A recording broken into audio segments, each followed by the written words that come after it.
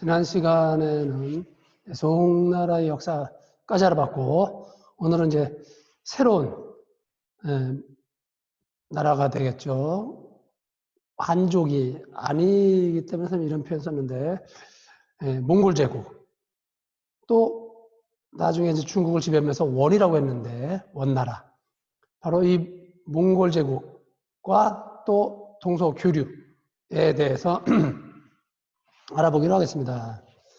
먼저 이 몽골 제국이 등장하는 것은 13세기 초 1200년대인데, 그러면 이 몽골이 막 등장할 당시에 중국은 어떤 나라가 있었을까? 송인데 엄밀히 얘기하면 남송, 즉 금나라의 공격으로 송나라는 영토의 절반 가까이 빼앗기고 수도를 남쪽으로 옮겼다 그랬지. 그래서 이 북쪽에는 금나라, 여기 조그맣게 이제 뭐 서하 이런 나라들이 있을 때에 이 금나라보다 더 북쪽, 저 북쪽 이 몽골 평원 일대에서 바로 몽골족이 성장을 했고, 그러한 몽골족을 싹 하나로 통일한 사람이 나타나게 돼. 그게 언제냐? 1206년에 태무친이라는 사람. 태무친. 이 사람이 몽골 지역을 싹 통일을 하고 쿠릴타이라는 부족 회의에서, 그러니까 몽골족이 통일되기 전에는 여러 개 부족이 있었을 거 아니야? 각각의 여러 부족들이 있는데 이 부족장들끼리 모여서 하는 회의가 바로 쿠릴타이인데, 이 쿠릴타이에서 이 태무친이라는 사람을 너무나 위대하다, 그냥 이름을 쓰게 해서는 안 되겠다 해서 바로 칸으로 추대하게 돼. 칸. 여기 칸이 있네, 칸.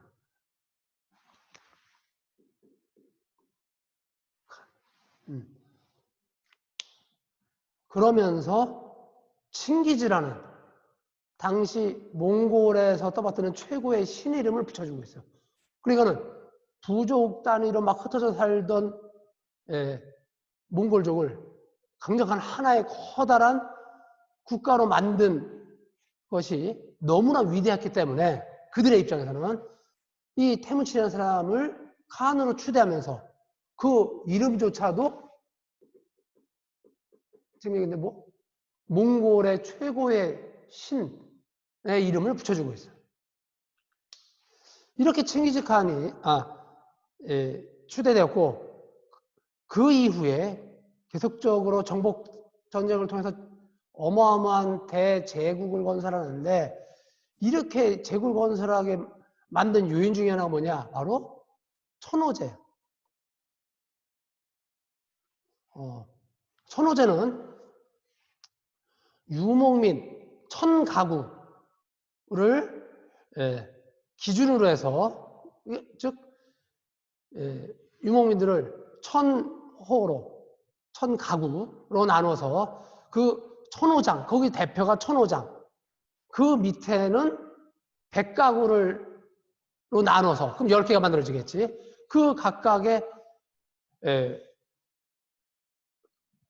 조직을 100호장, 또 100호장 밑에는 다시 10개씩 나누어서 10호장을 둔 이러한 군사 조직이자 동시에 행정조직이자 군사 조직을 만들어서 이렇게 대대적인 정복 사업을 해나가서 강력한 대제국을 이루게 됐어. 그렇지만은 이 칭기스칸이 죽은 다음에는 그 엄청난 넓은 영토를 한 사람이 통치하기도 어렵고, 또한 상속제도, 칭기즈칸 때는 장남부터 자기가 정복한 지역에 가서 지배하게 만들고 최종적으로는 막내 아들이 그 뒤를 잇게 되는 이러한 형태가 만들어졌는데, 이때 어쨌든 칭기즈칸이 살아있을 때 정복했던 그 지역 하나하나 각각 다 분열됨에 따라 분열돼서 그 각각이 하나의 국가로서 존재하는 형태가 나타나게 돼. 이것은 지도를 보자고.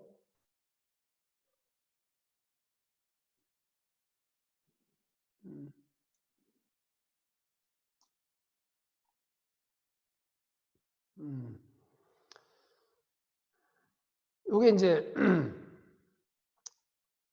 이 몽골, 즉 원나라로 바뀌었을 때 최대 영역을 표시한 건데, 칭기스칸이 등장했을 때 수도는 요 카라코룸, 여기를 중심으로 해서 서쪽으로 영토를 확장했고, 한편으로는 이제 남쪽으로 영토 확장을 해나가는데, 이때 이 정복한 지역들을 자식들한테 맡겼어. 큰아들부터 하나씩. 그리고 이제 이것 하나하나가 하나의 사실상 국가 역할을 하게 만들어요. 이 국가 역할을 하는 이 단위를 울루스라고 불렀던 거예요. 울루스. 그런데 이 울루스가 칭기스칸 사후에 완벽한 하나의 사실상의 독자적인 국가로 사실상 탈바꿈하게 되는 이러한 현상이 나타나게 돼요. 그러니까 칭기스칸이 살았을 동안은 사실상 이제 하나의 국가였지만은 칭기스칸이 죽은 다음부터는 이것이 하나하나 각각 울루스 각각의 국가로 분열돼서 각각 독자성을 띠면서 굉장히 좀 느슨한 형태의 연합체랄까? 이러한 형태로 바뀌게 돼. 다시 교과서로 가서 그런 가운데 이 오고타이칸 이게 이제 몽골의 나중에 이제 중국에서 이제 태종이라고 불리는데 이 태종에 의해서 금나라 멸망당하고 말지. 이거 지난 시간에 했지만은 그 몽골이 통일된 것은 1206년 그리고 금나라를 정복한 것은 1234년. 그러니까는 이 몽골은 진짜 급성장을 해서 그 당시 동아시아에서 가장 강력했던 금까지 멸망시켰고, 그리고 그 세력이 아까 지도 봤던 대로 지금의 러시아 또 동부 유럽 일대까지 지배하는, 그리고 바그다드 지금의 이라크지 뿐만 아니라 옆에 이란까지 지배하는 엄청난 대제국을 건설하게 됐어요. 그리고 이제 그 뒤를 이후에 중국 일대를 지배하게 된 사람이 이제 바로 쿠빌라이 칸이에요. 그래서 이 사람이 수도를 아까 카라코람에서 베이징으로 옮기고 이름을 대도, 가장 큰 도읍이란 뜻인데 천도하고 나라 이름도 원나라라고 원. 이게 1271년 되면 나라 이름을 완전히 중국을 완전히 장악하고 지배하면서 이름도 중국식의 이름인 원이라는 이름을 갖게 됐던 것이죠. 그리고 이제 그리고 나서 곧바로 1279년 되면은 남성까지도 멸망시키면서 이제 중국 전역 플러스 베트남 일부 지역, 뭐 미얀마를 비롯한 동남아시아 일부 지역까지 장악을 하게 돼요. 엄청난 영토를 확보했지만 이 쿠빌라이 칸이 죽은 이후에 황제 자리를 놓고 내분이 벌어져서 서로 치고받고 싸우면서 국력은 점차 약화되는데, 그러면서 또 어쨌든 황실의 사치, 또 이 원나라, 이 몽골이 신봉했던 종교가 라마교야. 라마교는 넓게 보면 불교지, 흔히 티베트 불교라고 하는데 이 라마교가 유행하는 가운데 여기에 너무 돈을 쏟아부어 국가 재정을 쏟아부어서 국가재정이 악화되는 거예요. 그러니까는 황실의 사치와 라마의 유행으로 국가재정이 악화되는 가운데 이 문제를 해결하고자 너무나 어떻게 보면 무식한 짓을 하게 돼. 뭐냐? 지폐를 막 찍어내. 그러니까 요즘에 만약에 우리나라 대한민국 재정이 어렵다고 조폐공사에서 화폐를 막 찍어낸다. 내지는 뭐 100만 원권짜리 화폐를 만들어낸다. 경제가 되어야 될까? 이거는 말이 안 되는 것이지. 물가는 뭐 폭등하면서 뭐 경제가 박살나겠지.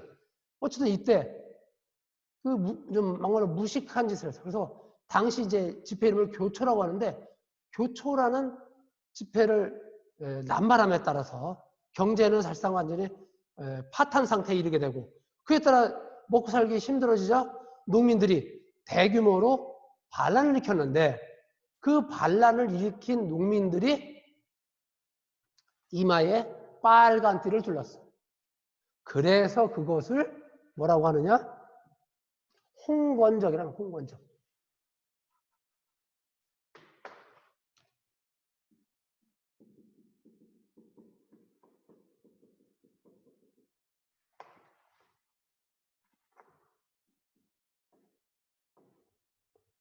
홍건적.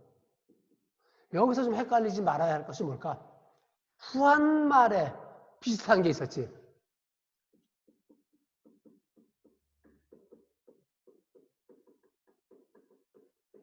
얘는 뭐야? 누르황자, 황건적. 맞박에 누런 띠를 둘렀다는 것이고 여기는 빨간 띠. 그러면서 이들이 대부분이 또 불교의 한 일파였던 불교의 한 일파지 백년교를 신봉했기 때문에 홍건적을 일명 백년교도라고도 해. 어쨌든 이러한 반란이 중국 남쪽에서 강남 지방에서부터 대대적으로 일어나서 북쪽으로 그 세력이 확장되어 올라왔던 거예요. 그럼 왜 강남 지방? 즉 예전에 남성 지역에서 제일 먼저 이렇게 반란이 일어났느냐? 그것은 당시 몽골의 신분구조와 연관이 있어. 이것은 교과서를 다시 보자고.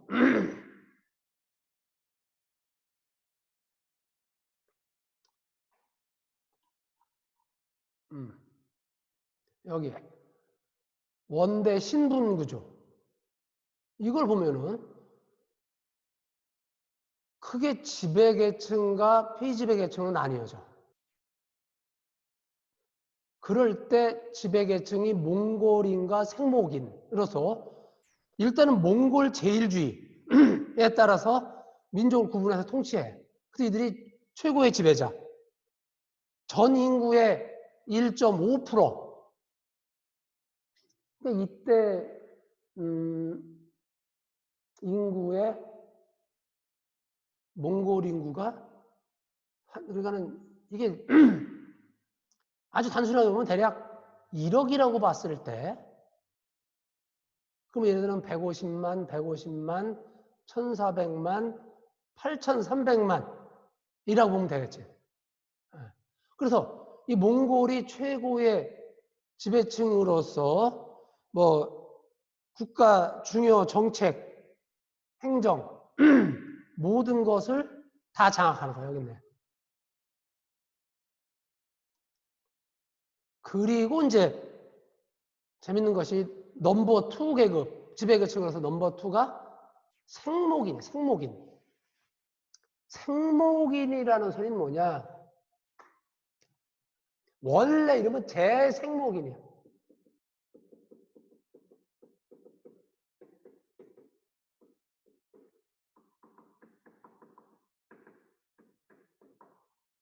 다양한 색깔의 눈을 가진 사람들, 아니, 그러니까 한 사람이 다양한 색깔을 눈에 가진 게 아니지. 각각의 사람들의 눈이 다양했다는 거야, 색깔이. 이들은 주로 어디 사람들이냐? 여기 서역인이라고 나와 있지만은 서역이 어디야? 중국 영역의 서쪽 사람들. 지금으로 얘기하자면은 중앙아시아부터 서아시아, 유럽의 사람들까지 이쪽 사람들이 눈 색깔이 좀 이 아시아 쪽, 이쪽 뭐 중국이나 일본, 우리나라와 다르게 색깔이 다르고 또 이 지역의 나라나 민족마다 사람들 색깔이 눈 색깔 조금씩 다르지. 그렇게 다양한 색깔의 눈 이런 의미가 되는 거지. 그래서 어쨌든 그 사람들이 상업과 회계 이 사람들이 주로 장사 무역에 종사하면서 이쪽에 능력을 발휘했기 때문에 이 사람들이 상업, 무역, 회계 등 국가의 재정 관리를 담당하게 돼요. 어쨌든 이들이 이제 지배층. 그리고 한인이라고 하는데 이것은 금나라 지배하에 있었던 한족, 여진족, 거란족, 우리 고려 사람들까지 피지배층이지만은 상대적으로 살짝 높은 일명 남인들. 이들은 주로 뭐냐? 남송 지배했던 한족들. 그냥 남송 사람이라고 하면 남송 출신의 한족들. 그래서 이 사람들은 가장 낮은 4계급으로서 철저하게 착취와 수탈과 탄압을 했어. 가장 심한 차별을 받았어. 그랬기 때문에 이 농민들의 대규모 반란이 어디서 시작되느냐? 강남 지방과 그 남쪽인 옛날 남송 지역에서 나게 돼. 그래서 이들이 이쪽 이 남쪽에서 일으켜서 북쪽으로 진격해 올라왔던 것이지. 그래서 수도를 공격하고 그래서 이 원나라가 자기들 본거지 원래 몽골 초원 지방으로 다 도망가 버려. 그러면서 이 홍건적이 이 지역을 장악하고 결국 이 홍건적의 무리를 이끌던 주원장이라는 사람이 명나라를 세우고 중국을 다시 지배하게 돼. 그러니까 한족들이 다시 지배하게 돼.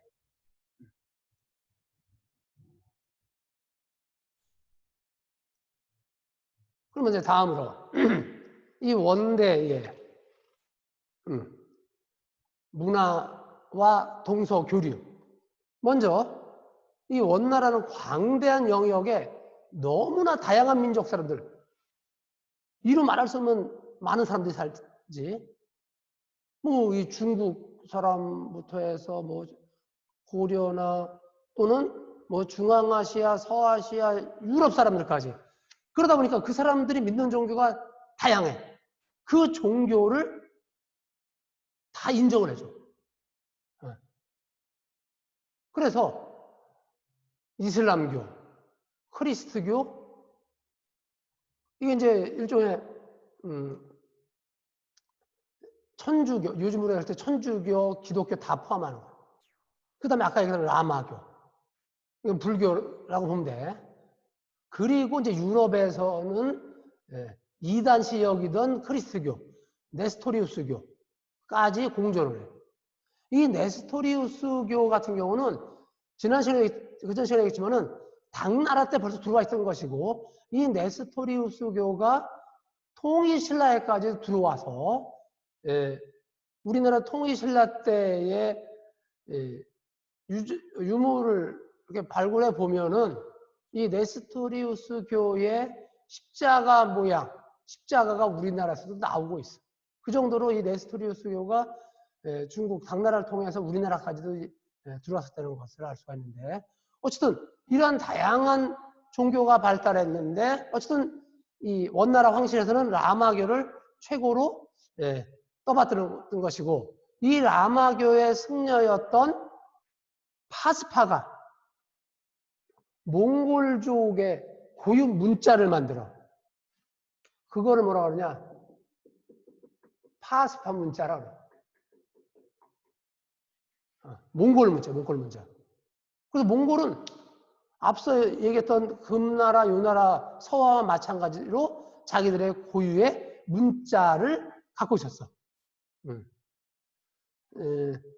요 몽골 문자 같은 경우는 우리나라에서도 볼 수가 있어. 어디 가면 볼 수 있느냐? 어디 가면은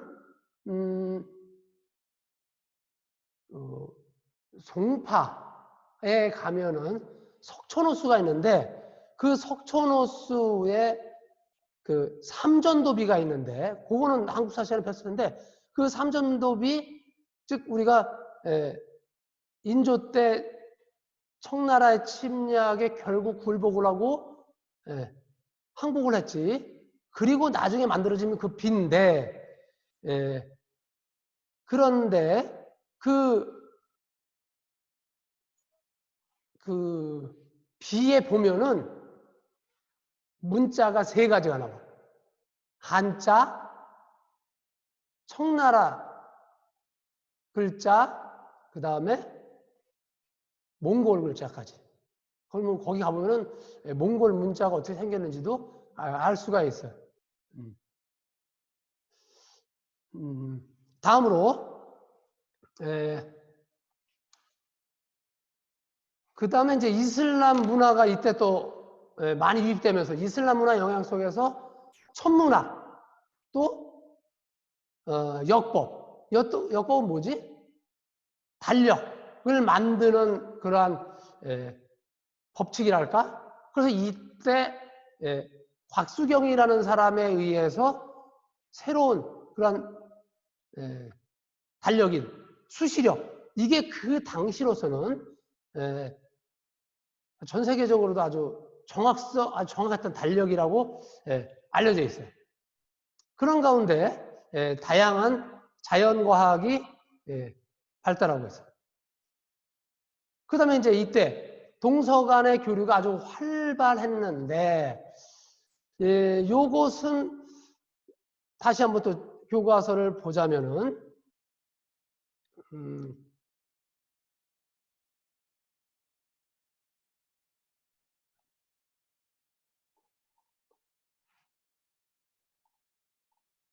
요거를 보면 알 수 있는데 중국에서 이 제일 북쪽에 왕래하는 루트, 이 통로가 있는데 이게 아주 가장 오래된 역사를 가는 통로예요. 진짜 말 그대로 수천 년 전부터 사용된 통로인데 이것이 바로 초원길. 그 다음에 빨간 것이 사막길. 일명 또 이것이 언제 개척이 됐지? 장건에 의해서. 즉 한무제가 흉노를 내치는 과정 속에서 개발된 통로. 일명 비단길이라고도 부르지. 실크로드. 그리고 이제 이 바닷길을 통해서 동남아시아를 거쳐 인도를 거쳐 아라비아를 거쳐서 유럽까지 가게 되는. 그래서 이때 이렇게 다양한 통로를 통해서 동서교류가 아주 활발하게 돼.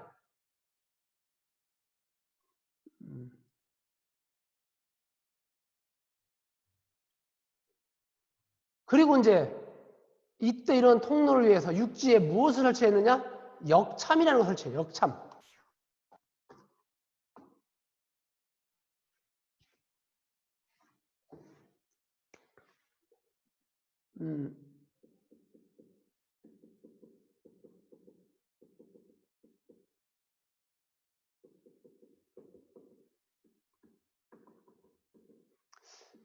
하나 재밌는 것은 역참을 우리나라 고려나 조선에서는 주로 역원이라고 썼지.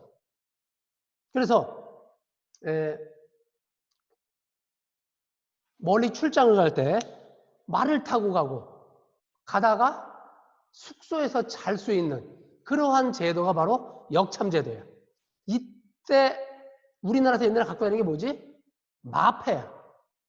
근데 그 모양을 한번 볼까? 이게 당시 원나라에서 역참 통행증이야. 요거 보면은 우리나라 마패와 상당히 비슷하게 생겼지. 그리고 이제 요걸 보면은 이렇게 종으로 쓰여진 게 바로 이게 몽골 문자예요. 요게요. 그래서 이걸 갖고 다니면서 말 빌리기도 하고 숙식을 제공받기도 했는데 근데 여기서 하나 재밌는 것은 우리나라나 일본은 지금도 역이라고 표현해. 서울역도 있고 여기 임해역도 있고 일본도 뭐 도쿄역도 있고 무슨 역 해. 그런데 중국이나 타이완은 역이라는 표현을 안 쓰고, 그러니까 역이라는 단어가 들어가는 곳에 얘네들은 참이라고 그래. 중국 발음으로 짠. 그래서 우리가 서울에 뭐 우리 지하철 타고 다니다가도 중국어로 나올 때 무슨 뭐 이매짠, 모란짠, 뭐 서현짠 이런 표현을 쓸 거야. 그건 뭐냐? 그쪽 사람들은 중국이나 타이완 사람들은 역이라는 표현을 안 쓰고 한자로 참으로 써. 그리고 발음을 짠이라고 하는 거야. 그러니까는 이 동아시아 일대 그런 역 또는 참이라는 단어가 이때부터 원나라 때부터 이제 사용되었던 것이지.